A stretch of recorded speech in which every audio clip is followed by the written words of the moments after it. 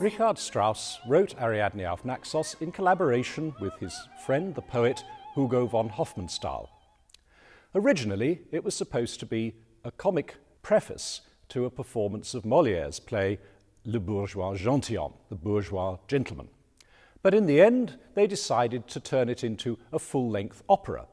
The first part of the opera takes place in the house of a rich man in Vienna who has organised a party for his friends at which 2 entertainments will be given. A tragic performance of the story of Ariadne, marooned on the island of Naxos by Theseus and rescued by the god Bacchus. Another troupe, with their leader Zerbinetta, are going to play a harlequinade, a comic play.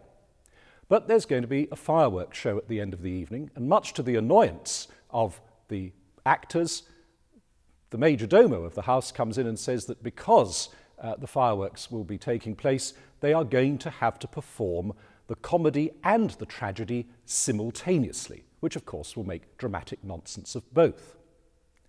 Zerbinetta's a woman of great resourcefulness, and so she's able to persuade the troupe of tragedians to work with her and put on both shows simultaneously. Effectively, Zerbinetta's troupe will act as a running commentary on the story of Ariadne.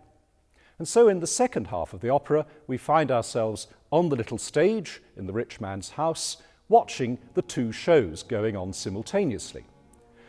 Ariadne sings her tragic lament. It's one of the great classic moments of opera, and in fact some of the earliest operas of all included a lament of Ariadne.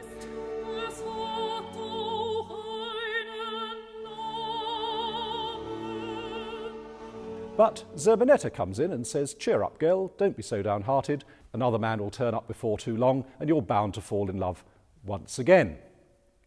Ariadne continues in her laments, but eventually the god Bacchus arrives with running commentary from all the clowns in Zerbinetta's troupe, and eventually Ariadne finds herself enraptured by the god and carried up to heaven, and the show concludes with everybody agreeing that now it's time to go off and enjoy the fireworks.